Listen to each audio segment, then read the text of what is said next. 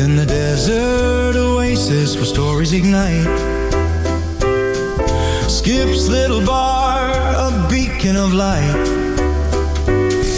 From the Coachella Valley stars to cool everyday movers and shakers on the show. Join Patrick and Randy, let the stories flow at Big Conversations, little bar. The magic spreads near and far. Presented on Mutual by the McCallum Theater. Candid tales are shared. Nothing could make this sweeter.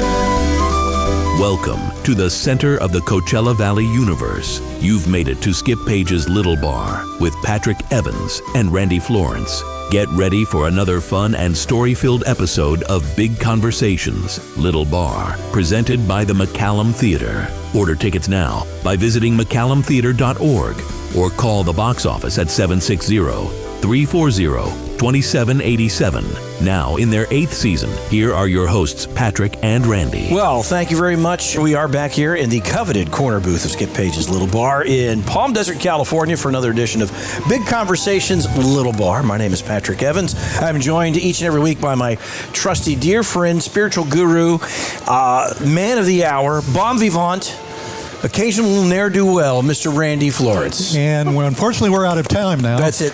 Sorry. Thank you for subscribe so you never miss. Thank you for being here. The spiritual guru thing still freaks me out a little bit. I feel so responsible for you. I just... Can I tell you how I think you're doing with that? No. That's not the kind of guru you're supposed to be. We have a lot of work. I'm having to do extra work on myself just to be your spiritual guru. You're doing a great job. Thank you. You're doing a great job. No, I follow along on your Facebook posts and your Instagrams, and I derive a lot of... Oh, I got a couple of good ones coming out. Yeah, I bet you do. Oh, you're going to love these. I liked when you were just going randomly through the Ten Commandments. Well, now I've got a new one coming out that prints the Ten Commandments, but it finishes each one with the words, except when. Oh. That's 10 Commandments 2025. I thought you had to do it like you did fortunes from fortune cookies and say, except in bed. It's not chicken. That's not chicken? It wasn't chicken. That wasn't chicken. We are, of course, very grateful to our sponsor, our primary sponsor, the presenting sponsor of Big Conversations Little Bar, the McCallum Theater, gearing up for another incredible season. This one's going to be bigger and better than ever. They've added shows. They're going to be doing shows earlier and later. Well, and we've been talking about them nonstop. I mean, that first show is probably just going to sell out like in 5 minutes. I think it's already sold out. Oh, congratulations. And because I always tell people, go to McCallumtheater.org and get your tickets right now. So again, McCallumtheater.org, get your tickets before they run out. What's up with you? Anything new? Anything exciting going on in your world? No, I'll look forward to these every single week because it means I get to sit next to you wonderful people for another week. As Steve Martin said, I'd rather be with you than the finest people in the world. I love that. I'm somebody. Yeah. I'm excited because our guest today is someone you and I have both gotten to know because we were doing an improv class. Yes. And Mary Ann Halpin is our guest. She is an author. She's a photographer. She's an artist. She's an actress and a great improv partner. That was so fun to be in the class with you. You forgot bon vivant. I didn't know you're the bon vivant. Oh, no, you're the ne'er-do-well. She's the bon vivant. Can I be bon vivant too? I like you that can bon certainly vivant. be bon vivant. I like to be bon vivant. Raconteur. Yes. Hello. wow. I may not be able to focus on the rest of the episode. Cheers. Well, cheers, darling. Nice to lovely be to here. have This you. is so fun. I love this little bar. Yes, this is a great little bar. Little bar with the big drinks. Appropriately named Little Bar. So, welcome to Big Conversations, Little Bar. Thank you. I'm going to start by asking you something not about you. I want to talk about your husband briefly. Oh, my dear. Joe Croyle. My hunk of burning love. You're a hunk of burning love. And I'm sure he can play that tune, can't he? Yeah, I think he can. He's an amazing piano player. He is. And he's got some really great piano bar stories. He does. He has a one-man show. I don't know if you saw that one. He has two. One is called, everybody does tributes. And so he decided to do a show called Joe Croyle, a tribute to Joe Croyle. Yes, I had him on Eye on the Desert. I was like, that is Right. a wonderful That's title. so cool. Because it was all about him as in his old piano bar work and meeting, so many different people. I mean, for instance, like he was playing in this really upscale restaurant in Beverly Hills, and Burt Bacharach comes in with Angie Dickinson. That's a long time ago. And so walks up to him and puts $200 in his tip jar and looks at him and says, "Don't play any of my songs."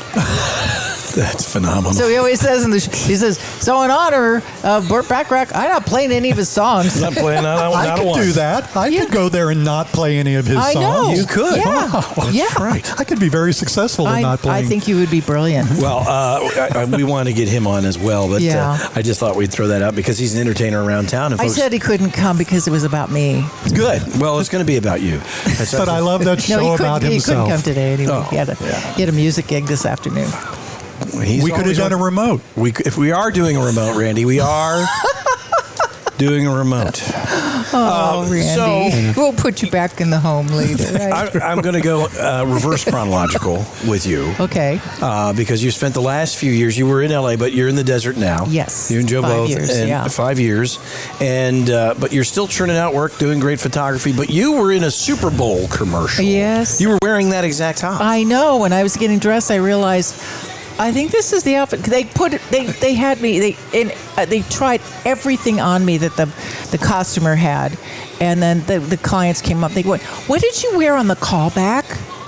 And I realized, this has snaps, and what So you're going to happened recreate the scene? Yeah, here. Just square up right to this camera. Yeah, that's your camera. Bingo. That's mine going. You did. You had a flash scene in Yes, the Super Bowl. in fact, the fella that pulls the numbers, the bingo numbers, that's David McNeil, who is the owner of WeatherTech. Wow. Oh. It's like So that was It a was- pretty big deal in this town. It was do really- people still call you out when they see you? oh no, because I didn't wear glasses and I didn't, I don't walk around with that attitude. Well, once You you, know that. once you flashed, I lost the glasses. around He Yeah, doesn't remember it was She was about wearing- WeatherTech. What? He's like, what was this commercial about? You were in that episode? It was a fun commercial because it was like 4 grannies in that incredible Continental convertible, 1963 or something. It had the suicide doors, and we're in the car going down, PCH singing "Born to Be Wild," and So how did that come to be? well, a number of years ago, I mean, when I first started my young career, I was a singer, dancer, and actress. And then I did that until, in the 80s. And then I became a professional photographer because it just was, I had to support myself. It's hard to make a living as an actress. I've tried. You did you? As an actress? I've not done the well at dresses all. didn't fit you well, did they? Oh, My boobs are Randy. too big for some of the Oh my parts. God! Well, that's true. I know, me too. And, But- people just treat you like a piece of meat, Randy. They do. I'm I tired know. of it. I You got should so be. tired of it, and now I welcome it. I think. It's like whenever I get cat calls, I go across the street and thank them, and they go, When you- "Oh, I'm so sorry." No, thank you. When you first started Yeah. acting, Yeah. would you have done the Flash thing? If they asked you as a young... sure. Yeah, okay, you Oh, would have. Yeah. I mean, it was so tame. No, I know. It was There's totally nothing, tame. They wanted me to do lots of different worse things, So, but in any case, so I went. You were through young, you that, needed and the then- money. Yeah, exactly. It was January. And so it was about 6 or 7 years ago, and I let my hair go what I call natural. And a friend of Joe's was a manager, and he said, "Do you and Mary Ann want to get back into doing commercials?" And I was like, "Oh, please don't make me. I don't really like auditioning. That's why I'm in improv, because it really kind of gets my chops up. Auditioning sucks. It's really it's tricky. So I said, okay, let's give it a go. So we went out on one, and we got this little internet commercial for Blue Diamond Almond Breeze. We played calcium, because we're old, and we had to talk about. So Joe and I were like, we had to improv on the street, going. He's like, when you're older, you gotta, drink some protein, get for your calcium or whatever. And I went, oh, honey, you're so cute. And that was it, And then we did like a Big Lots together, and then what did I do? I did some print work for Zolretta, knee medication, and then just the last couple of years was good. I did a celebrity cruise commercial with my friend Frances Welter, who lives in the desert here. We've known each other for 40 years, and I brought her into the audition because they said the description was 2 women over the age of 65. Well, I stretched because I'm not really 65. Of course not. And so that dance like nobody's looking, and just, so we just... we've known each other for so long, and we both used to be dancers. We used to dance in shows together and stuff. And so we auditioned, and, later when I talked to the casting director who was in Miami, he said, we saw that tape, and we just said, don't see anybody else. That's them, and they call us the Bettys. So we did it last year, and then they brought us back a few months ago, and then I'm hoping they, take us to Europe or something. Well, once they hear this, your calendar's just going to fill up. Your phone's going to blow up. I know. I know. I'm sure you're on the map, but this will put you not only on the map, but on GPS. Nobody uses maps anymore. Wow. So I'm so excited. I know. This will put you right on the Thomas Cheers guide. to that. Bottoms up. We might be overselling it a little bit. I don't think so. The impact Look of the at podcast. Sean LaBelle. Well, His that's career true. has skyrocketed. He was our third guest. That was perfect. That was it. Who? Sean, he's a smooth jazz artist, and he came on and talked about a wonderful tune that he had recorded and released as a single, and now he's touring, and he's all over the... Yeah. Oh, wow. That's fantastic. He's killing it. That's It great. gives us no credit at all. None, zero. Actually, that's not true. I will. When I get my award for whatever that is, When you get your Best Eddie. podcast guest. I will mention both of you. Thank you. Thank you. Tell us a little bit about why you did. I mean, you are a successful working actress. I mean, you're getting parts, and that's. I think we can all say that the older we get, the harder it is to get parts like that in any realm. I'm having all sorts of problems with parts as I get older. Commercially, I always say I'm the supermodel for medication. Because when you get older, I couldn't get arrested.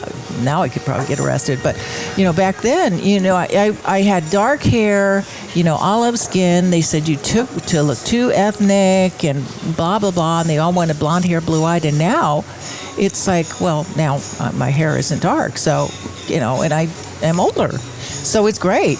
I love it. That's terrific. I worked that senior thing. Oh my God! On flights, I get I go for, I'm a senior. Oh, come this way. Oh, my yeah. back. Are you kidding? I'm pulling that senior card left and right. As well, you should. But you were enrolled in, and I did too, and Randy did as well. He didn't come, but he enrolled in it.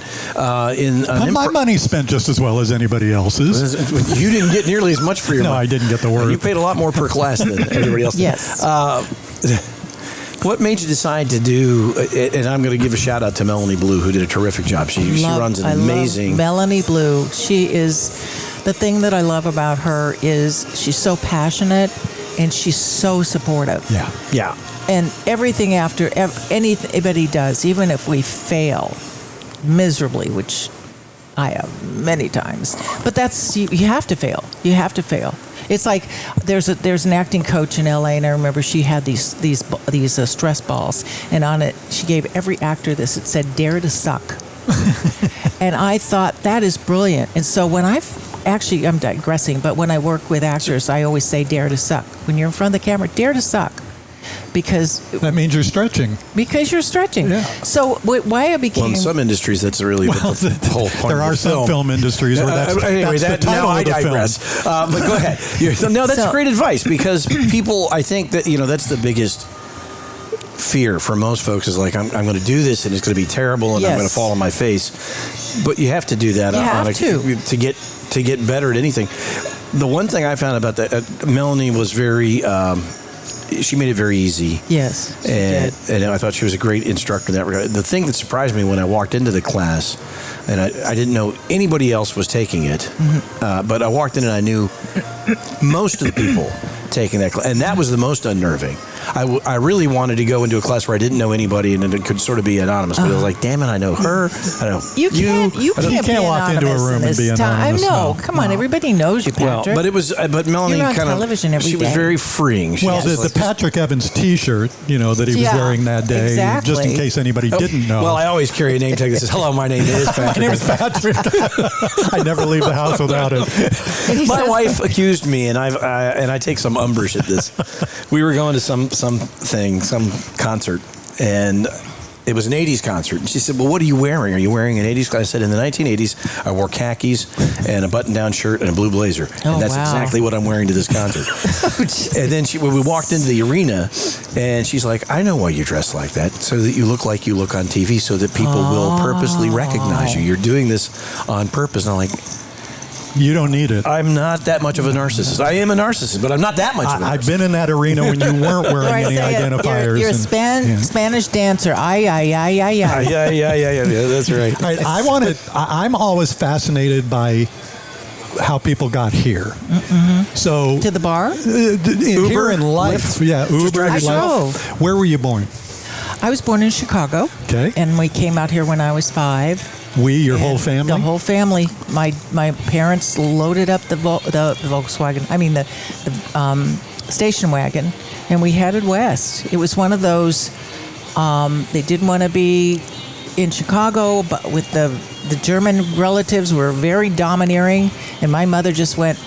It surprises Kids, me we're about going. Germans. Yeah, they don't They were usually very, go there. I mean, and she said, she was very strong, and she just put us all in, the station wagon. My dad didn't even have a job; he quit his job. Wow. Came Well, what out. did he was do? Very brave.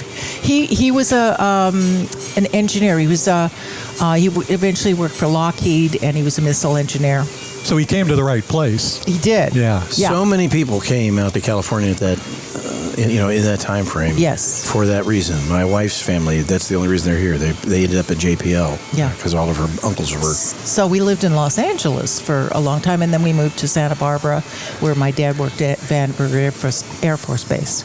So, When did you start to get into the thought that you might want to do some acting? Well, in high school, they put me in a charm school, Mary Webb Davis, and little did I know she was a big modeling agency in LA. So this was like a little branch. So I started modeling in high school. All the designers would come through, and they would need models. So I would Helen Rose and Estevez and even I was even a dresser for the models for Rudy Gernrich. Remember? I was like helping the girl in the topless bathing suit. It was so exciting. I bet. I'm getting excited just listening I to know. it. excited about I know. So and it was just and then I was going to go to New York and model, and I broke in a rash all over my body. I said, "Mom, I can't go. I'm too scared." So I went down to LA and I did showroom modeling, and I did all this whatever you can do in LA, little print work, and then I got into singing and dancing and acting, and I went from there. And you knew it at that point. This is what I want to do. Yeah. But, seriously, when 1985, when I started really taking pictures of all my friends that were actors, I said, Phil, pay for my film and processing. I'll do your headshots. And I just loved it so much. And then I got really good at it really fast. And so I had one of the top agents of William Morris bring me in to look at my work. And I thought, well, I'm gonna pitch myself as an actress, So I look at all the, on the wall, there's all these scripts, and they package people. So I'm telling him about, man, so, well, how did you do this? I love the lighting here. And I went, they don't want me as an actress. They want me as a photographer. And that day, I took a leave of absence from, honorable withdrawal from all the unions, called my agent, said I'm done, and I went full-fledged into photography, and I'm so happy I did. I love it so much. It worked out brilliantly for you. Yes. You have books out there, and Yeah. and I think you charted a really interesting course. with the photography. First with the pregnant photography, the portraiture. Tell us about the origins of that book. And that was your first book, right? That was my first book in 1990s, and it wasn't, it was when Demi Moore was on the cover of Vanity Fair, and a lot of people, when that book came out, a lot of people thought I did that. Really? And I went, well, I wish I was Annie. Pregnant Goddesshood. Yes. A celebration of life. Yeah, under the hood of the goddess, goddesshood. And all my books have really been a reflection of my life. Like halfway through, I realized I couldn't get pregnant. And so this was a way of me reconciling that and feeling like, okay, and really experiencing through other women, what is it like? I was at 2 births. One was an accidentally she went into, just happened to go into, it was a home birth. Wow. And so Laura She went into labor while you were doing the pictures? During the picture, she was in labor. Oh my gosh! And so we had her in the bedroom. She had a whole pool of water set up in her bedroom, and they had music going and light and candles going, and we're waiting for the midwife, and it was rush hour. So we were just, oh my God, that baby was coming. So you had a midwife crisis. A midwife crisis. God. Of all of them, after 115 episodes, that might have been the worst. Certainly the most recent. Very clever. That's the most recent Quite pun. clever, though, Patrick. Quite clever. That was clever. Yes. So Joe loves to cook. So he's out in the kitchen. He's cutting vegetables and he's cooking for everybody and he's giving shots of tequila to the husband and people are running out. Go, Joe, we're having a baby in here. Quiet down. So I knew I was shooting film at the time, and so I knew that somehow something told me to bring fast film, like 3200 speed film, so that I could do low light shooting. And I captured these beautiful pictures of the baby coming out of the water. Wow. And it was just, oh my gosh, it just makes you cry when you see that. And so that was an amazing experience. So doing that book, though, was sort of therapy for you. Yeah, that's what I was going to ask. It was. Because you couldn't have kids, and so this was a way of experiencing that vicariously. Yeah, right. And I'm not sad about having children. It's like these books have become my children. Yeah. And I have so many nieces and nephews and friends that have children. But it was interesting because we see, like, when I went on talk shows or when interviews were done about me, and one guy called me, in the first paragraph he said, childless Mary Ann Halpin had women there at the book signing that could have been their daughter or her granddaughter. It's like, what? What the heck? I called him up and I said, I am not childless, I am child-free, and you better not do that to any woman again. Wow. I mean, it was really interesting to see how cruel people can be, not even know that they do that, Yeah, that's somebody that didn't think that through all the way. It was so cruel. But anyway, it was a beautiful experience. It took me 5 years to do that book. And then, it's a gorgeous book. You brought in a copy, and it's phenomenal. Oh, thank you. Yeah, it was the first. It was really controversial. I was really surprised. It's like, be careful what you wish for, because I wanted people to feel something, and a lot of people felt really, I don't know, disgruntled It was just about the look of the pregnant body. They were sort of offended, which was shocking, and it was right before. It was like in 1997. So you thought we were more progressive. Of course, now it's not a big deal. No, we already had a president having affairs by that time, so it should have been.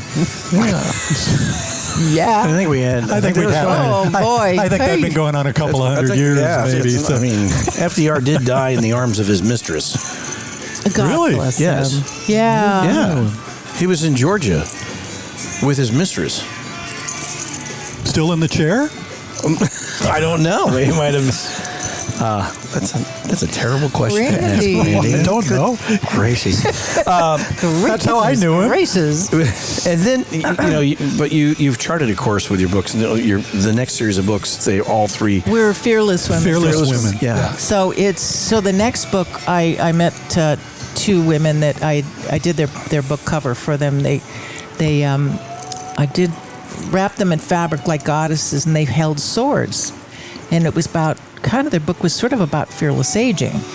And so we decided they were midlife visions, midlife portraits. Yeah, it's midlife portraits. And so it became a book about women, some famous and some, I call them extraordinary, ordinary women, really moving through fear to embracing their getting older. And so I was going through that too. I read that you, and maybe you still do, woke up almost every morning with some anxiety and those butterflies in your stomach. Is that still going on? Oh, that's an interesting thing that you've observed. Because the butterfly is my totem. In shamanism, it's like you have these animal totems. Yeah. Butterfly is all about really resiliency, and if you, I don't know if you know this, but it has to break down and become mush in order to wrap itself in the cocoon, and you can't because it has to release the imaginal discs. Isn't that crazy? Wow. And then you can't help a butterfly get out of the cocoon because you'll damage it, or it'll die, or it'll damage the wings. So I love that imagery. In fact, my logo is a butterfly and a sword. Mm-hmm. And so it's funny you say about butterflies in my stomach. Yeah, I mean, I do. And I think creatives do that. If we don't feel angst and we don't feel that kind of fear, of course, fear is just, for me, it's fuck everything and run, So it's not a motivator for you. It's get the hell out of here. Yeah. All right. Yeah. With that, we're going to take a quick break and recognize our presenting sponsor, the McCallum Theater. We want to hear from them, and then we'll be right back. The McCallum Theater's 2025-26 season is on sale now, featuring audience favorites and expanded programming with more than 20 brand new shows, including 7 Broadway shows with 4 desert premieres. Highlights include a robust offering of holiday events and a great lineup of classical, dance, comedy, cabaret, and more. The McCallum entertains, educates, and enriches the Coachella Valley through world-class performances at the Desert's premier performing arts center. We kick off the season on September 10th with the Righteous Brothers. John Lovitz brings his comedy to the McCallum on September 13th. Mexican regional vocalist Camila Fernandez is in concert on September 14th. And on September 21st, comedian Monique Marvez brings her smart, sexy, and self-aware humor to the stage. Tickets are on sale now at McCallumtheater.org or by calling the box office at 760-340-2787. Your entertainment, your theater, the McCallum Theater. Thank you very much to the McCallum Theater, McCallumtheater.org. Get your tickets. That season is coming up. I know it feels like it's the midst of summer, at least when we're recording this. It is the midst of summer. But the season is rapidly approaching. Our guest is Mary Ann Halpin, and she is talking about...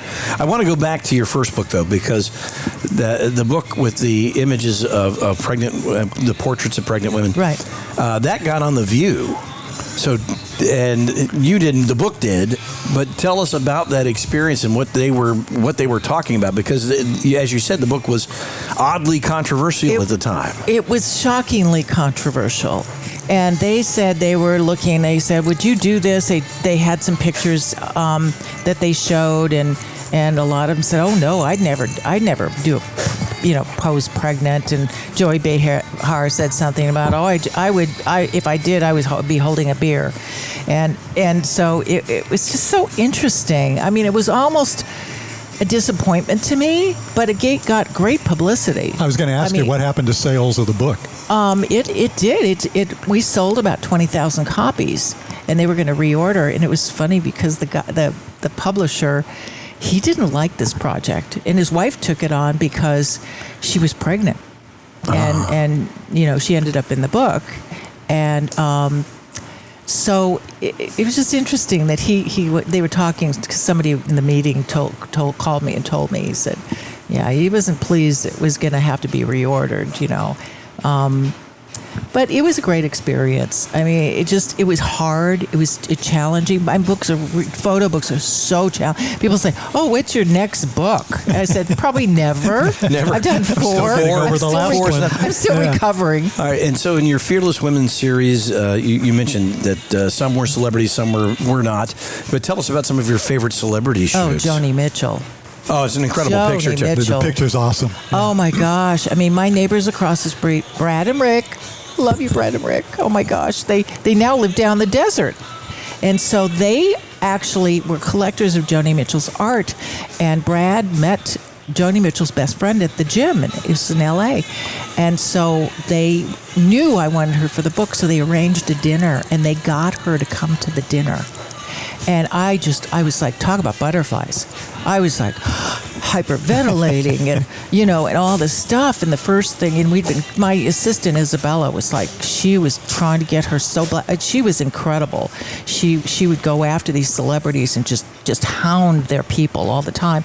So when I met her, I said, oh, we tried to reach out. I'm doing this book called Fearless Women, and I really wanted you in it. I said, but, I don't want to talk about you. I'd love to just hear about you, because she likes to talk and tell stories, which is incredible. She has incredible stories.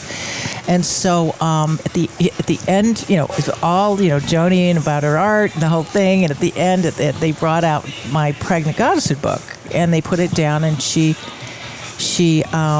looked at it, and she's turning, and she goes, "You did all these pictures?" I said, "Uh-huh." She goes, so what's this book you're doing? And I went, it's about fearless women and a woman holding a sword. She goes, holding a sword. I know just what I'll wear. And I was like, oh my thing. I was ready to faint, So when she walked to the door, she looks at me and she takes my shoulders. I'll be in your book. And I almost fainted, really. That's crazy. I started What a crying, great story. and she was like, yeah, but we almost didn't get her because she got pneumonia. Oh. And so Isabella, my assistant, she got right on it, and she's like calling. My editor's going, no, we got a deadline. We can't wait. I said, you have to. Yeah. So like at the 11:30th hour, right, we get her, and she comes, and I've got a picture where she's like this. It's not in the book, but she's smoking, and she goes, I remember exactly what she said. I'm shooting with a Hasselblad medium format film, and she goes like this: I smoked all through pneumonia. Oh my goodness. And I've got this, it's almost out of frame, the cigarette, and I just went, God, you are fearless. Wow. So, yeah, and I remember we were playing James Brown, because I said, I would say when I shoot, I said, what kind of music you want to hear? And she goes, yeah, any James Brown? And there's a picture in there where she's playing the sword like a guitar.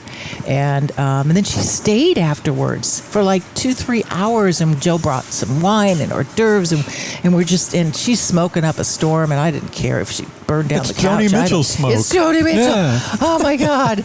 So anyway, that was just in the story she told about the loves in her life, and I just laid on the couch drinking and listening and just thinking, I don't want this ever to end, because I told her, when I met her, I said, you changed my life. And she said, how did I change your life? She wants to know. I said, well, I was a teenager. You brought poetry into my life. I played guitar because of you. I said, not very well. I said, your music is kind of tough. It's kind of jazz. She goes, yeah, I know it's a little tough. And so it was that was remarkable. And then Erin Brockovich was amazing. Talk about that one. How'd you meet her? She, through one of the authors. You were running an EPA Superfund. Yeah, right. I've been messing up water for years. Yeah. And, it was your dad and all of his missile work, and they finally caught up to you. Right. Yeah. And she was cool. I was shooting Erin Brockovich and Melissa Manchester the same day. Oh. So Erin came first, and then I did a picture of her in the book. It's with her sitting on the floor, cross-legged, with the sword and balancing a glass of water, symbolizing Hinckley. Of course, we had a little tape down and so it wouldn't fall. But it's very cool. And then Joe asked her. He said, that scene in the movie where your character hands the water to the people from PG&E? I don't know that it was back then but I know to the corporate honchos. She hands the water and says, "You drink it." And she said, "Well, that's true, but it was in the courtroom that happened." And I thought that's interesting that it was in where they do, was it the depositions or yeah, and so it was really cool. And I just had such a great rapport with her. I said, God, I really I'd love to have coffee with you sometime. And we're talking, and Melissa Manchester came, and they met, and they talked, and I walked Erin to the car, and she looks at me, and I said, you know what, Erin, I got to go. I got to photograph Melissa Manchester. It's like, what are those like dreams? Goodbye. But I did talk to her a few years ago because she called, and it was so funny. She left on my voicemail. She says, "Hi, I don't know if you remember me. You photographed me for your book. My name is Erin Brockovich." Oh, that's hilarious. I started Erin laughing. Brockovich. This is my number. No, and blah, blah, I haven't heard of blah. And she wanted me to talk about licensing the picture for a project she was doing. And so I called her back and I said, "Erin, Mary Ann Halpin here." I said, "You are so funny." She said, "What are you talking about?" I said, "You said, I don't know if you remember me. I'm Erin Brockovich." I said, "They did a friggin' movie about you, girl." I've heard the And name. she laughed, but Yeah. we had a great, conversation. And I said, "Why don't you come down and visit sometime?" And we just had but it's not happened yet. But she's just really cool. This, I love what this work she fearless does. woman process. Hold up that book to this camera so that just kind of not in front of her face. And like, yeah, there you go. Now you can see it. This is my first one. This is the last one I did. That's the Visions of a New most World. recent. Yeah, Never say that last. came in. I know you said never you say never- never. Never say last. But most recent, and I just had this vision that we were going to go into a really dark time. This was in 2012. Well, you I started really- an organization, Fearless Women. Yes. Talk about that. What was the rationale behind putting that organization together? Was it because you saw this dark period movement? Yes, and I saw that women. I always believe women are the healers of the world, and I was working with a woman that had a nonprofit that was helping women in Uganda that were prostitutes, and she was trying to rehabilitate them and get them jobs and everything. And we were going to do, I had big plans. I was going to do a tour, which I did a tour of 5 cities on my book tour, and it was really a lot. And then I had this organization, and we go into each city, and we get a Fearless Women Award, and I ended up in the hospital at the end of the year because it was too much. It was so much on me, and I don't delegate very well. So, but it was good. But I had a nonprofit put together called a Billion Fearless Women, and so our goal was to do this tour and then have a big concert in Uganda and fundraise for this organization and just raise awareness about what's going on in the world and some of the abuses to women. And I just had a realization I couldn't do it. I was like that. I said it was a wounded butterfly, I think, Well, moving into this whole thing, did you consider yourself a fearless woman? I have moments. Yeah. I still don't. I don't think we're ever totally fearless, and that's okay. Yeah.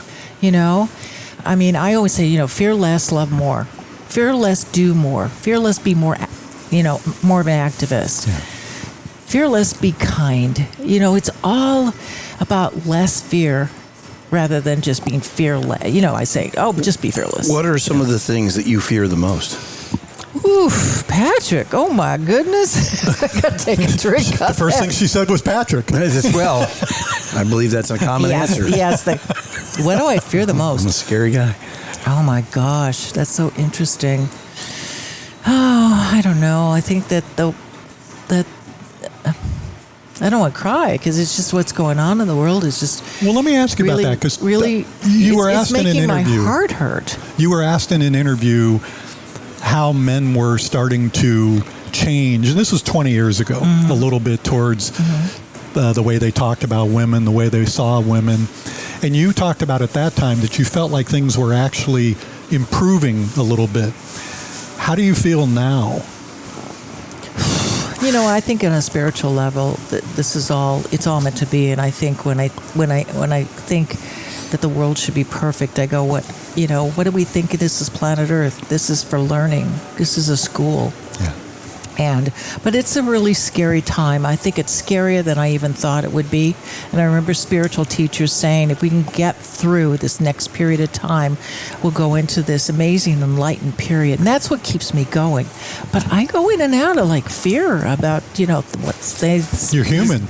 bills that are being passed, and Medicaid's going to be taken away from people that really need it, and children's not going to get food, and it just makes my heart ache. And I'm looking, I'm always looking to see what I can do. And what are you doing? What are you doing to help? Help yourself more than anything. I'm doing the rallies, and I think, it's funny, when I moved down here, I went through a lot of anxiety. I think everything that, being in LA and creating on demand and just really pushing so hard. And I even did women's retreats. I led women's retreats, and I shot, and I was just like on go. So we had to move 3 times in 2 years. We had a cabin we sold, and we bought this down here, and we had another place in LA. It was my home studio, and it was just like, moving. And I got down here, and I wanted so much to nest that the last box I opened, I just collapsed. And it was really hard for a number of years. And so I'm all about people honoring themselves and self-care and taking care of their mental health. Yeah.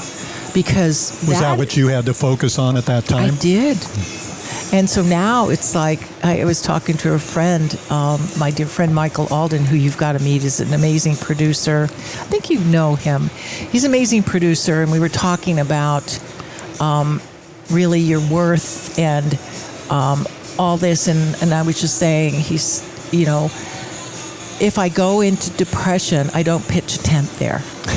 But I'll honor myself. And my way of dealing with my depression is, I get on my comfortable couch with my doggy, and I watch like YouTube videos of people, buying houses in Italy, and and then I'm fine, and then it's just like you have to. I don't think you can avoid it. You don't pitch a tent. No, I don't pitch a tent. And I think it's so. People get so embarrassed about their mental health and try to hide everything and all that stuff. But I think we just have to be. The main thing is we have to be really cheerleaders for each other. And I'm with that, with all my friends are that for me, and I am for all of them. And especially now, that's the most important thing for me right now, as far as, if you can affect, for each person, your positivity, for each person you encounter, with your positivity, you can affect 1,000 people. Yeah. The butterfly effect. Yeah. And so that's my whole philosophy in choosing joy. By the way, it shows. Every time I've seen you, that's what I've seen. Thank you. All right, you say you're not going to do another book, but you still have a number of acting gigs. What's next for you? What's the next project? Is there about podcasts or anything that you... it's funny you say that, because I think I've asked every person. I started to do a podcast with 3 of my girlfriends. No, I mean... taking pictures of podcasters. Podcasters. Yeah. Doesn't that sound interesting? Specialize in taking pictures of podcasters. Yeah. Are you a podcaster? It's us and Joe let me take Rogan. Your picture. Yeah. Well, I don't know. Whoever wants to commission me, I will do their picture. And I've photographed so many wonderful people here. A lot of them like Rose Millette and do you know Luke Yankee? Oh my gosh, he's so interesting. There's so many interesting people. And I can't, I start naming people, and I forget other people, and they get, I don't want to hurt their feelings. But who was the least photogenic person? You can tell us. No, I'm kidding. It was a podcaster. It would almost certainly be a podcaster. And I can't say it because Randy's sitting right here. That would be, I'd feel bad. Yeah, he was a podcast.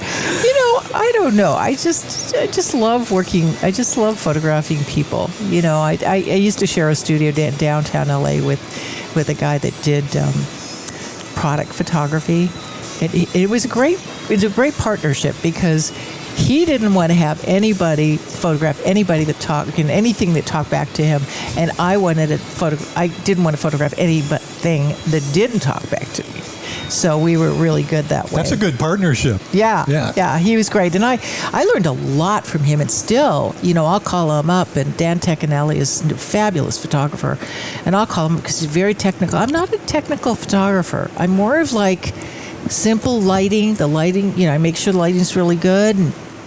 But I don't do like 5 lights and all that stuff. My thing is really directing, really pulling out, and I think that's where my acting background comes in. So I get so excited when somebody gets there. I have these little techniques: look away, take a breath, see somebody, and then when they start really getting there, like, I don't know if you know Randy Brenner. I don't. Oh my God, he's a great. I photographed him not too long ago, and he just comes to mind because he's so much fun. He's an actor. He's a director. He directed Light in the Piazza at the CV Rep. Oh, okay. He's Mr. Parker at the Des Arts. And he just pops in my head because he was so much fun, and we did some characters, and he had some hats, and we just kind of played, and it was just joyful. So are you going to be flashing America anytime in the near future? I don't know. We'll see if they want to do another one, So another you'd have to get paid for it. Oh, gosh, yes. There You pay me, I'll do it. You pay me, Randy. I wish I wasn't send you broke. a contract. I wish I wasn't broke. No, it wasn't very exciting. I was all under the, you saw me from the back, and you saw just that. looked like you were having so much fun. It was All fun. of you did. It was really fun. Yeah. So do you want to do more of that? I'd love to, especially if they pay me the big bucks. I like, Celebrity Cruise too is such. They're such a great organization to work for. They just are lovely, and I mean the other commercial was too. I must say, and I got to tell you that the producer, the main producer for WeatherTech, his name is Kerry Potterfield. He and his wife have a place in La Quinta. Oh. And so I got together. He came to see Joe at when Joe sang at Vicky's, and then they're at their house in Lake Geneva. Nice. We should do a remote. That we would do. Lake Geneva. You would really like it. Kerry's really interesting. He's done a lot of big commercials, and he's a really good producer. And so he told me on the slide, he says, everybody on the set called you Palm Springs. I went, oh, I like that. That's actually kind of cool. That's cool. Yeah. Because this is kind of a Palm Springs It's a very thing. Palm Springs-y thing. Where did you shoot the commercial? We shot it at 3 different locations, all on beaches. And they set up, like, for the bingo parlor, they set up a whole tent. They built it. And then for, when we get arrested, with they created that too, right in the parking lot. That is so cool. Yeah, it was really cool, and I loved the character that I did because I don't. It was kind of you, wasn't it? Well, somebody described it as a cross between, Samantha from Sex and the City and Jennifer Coolidge. I can see that. I love that. I like both of those. Yeah. I like that. That's good. But, just like getting arrested. I remember the audition. They said, okay, now line up against the wall. This is your mugshot. I go, do we get arrested? And they go, yeah. And so they go, okay, when we say 3, go into your, your mugshot pose. So I just took a risk and I went, and I think that clinched it. That's awesome. That is phenomenal. Yeah. Well, this has been delightful. Thank you so much. gosh. You were right. You said this was going to be a blast. I told you it was going to be a lot of fun. Well, again, Randy was in our improv class, but unfortunately, for lots of reasons, he was not there often. But I didn't realize it was about improv. it was every week. You didn't realize it was every I week. kept coming in with the script. Yes. Well, wait. Does everybody know what your name was? We all picked a name. Oh, I was shoot. I was marvelous, Mary Oh, yeah. Ann. Yeah, You were I was regurgitating I was Randy. regurgitating Randy. Regurgitating Randy. I kept saying, Randy, please pick something else. Please. It was the only one I could Visual. remember. And Patrick was Petrified. Patrick. That was a fun class. And I was. Because it was really off the beaten path for me. I know, but you were great. The scene that you two did, and you played on in the desert. Oh, I did. scene? Yeah, we played that. That was hilarious. The strip club. You were in the strip club. And I didn't sign any kind of a waiver or anything Did you that I was know? going to be on Eye on the Desert. Did you know? No, I'm hearing this for the first time. And I played it again right after your child help segment. People, it's like, by the way, if you'd like to know more about Randy Florence, here's a little something. Every week we're going to be showing a clip about Randy. Gosh, Randy. Oh, you poor thing. I know. I'm so sorry. I get through it. I have a great wife, so I get good through thing. it. God bless her. Yeah, she's a saint. She has to be. She has to be. This was so fun. Thank you for joining us. You're Mary Ann Halpin, thank you very welcome. much. And you have your own website, maryannhalpin.com. That's correct. Folks can find you if you're looking for someone that does wonderful photography. And good samples of her work in there. Really Yeah. good stuff in there. okay. And the books are available. The Fearless Women series. The latest one is still out, so you can grab that. Thank you so much for coming on and sharing your time and your talent with us. This is so fun. It was a blast. And I get to have a nice glass You of do. wine, too. Yes, yes. This is excellent. Well, we don't put the bill out until the episode's over. Yeah. We don't want anybody reacting. Cheers to everybody. So thank you so much. You're welcome. Thank you, Thank Randy. you. Great Glad job to be as here always. again. You always Thank do. People. I always do some Mr. research. There's a lot of research going on here. Yeah. That is very impressive. Oh, thank you. And there's a grocery list over here on this one. That's My new plant-based diet. That's right. My thanks to Randy Florence. Our thanks to Mary Ann Halpin, our guest today, and of course John McMullen, our producer, John. and to the McCallum Theater, our presenting sponsor, as well as the good people here at the Little Bar, because they take good care of us every time we're taking up their biggest booth. Their highest revenue space. That's right, and they let us do it, and they are always kind and gracious. So, and remember that you can sign up for our podcast so you never miss an episode, and we're available wherever your favorite podcasts are. That's the platform you can find us on. Thanks for listening to Big Conversations, Little Bar. Thank you for joining us on this episode of Big Conversations Little Bar, recorded live at Skip Page's Little Bar in Palm Desert, California, the center of the Coachella Valley universe. This program has been presented by the McCallum Theater. Learn about upcoming performances and other community offerings at mccallumtheater.org or call the box office to purchase tickets by phone at 760-340-2787.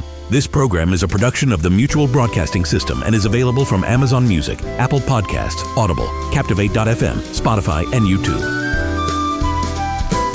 Big Conversations, Little Bar with Patrick and Randy, presented by the McCallum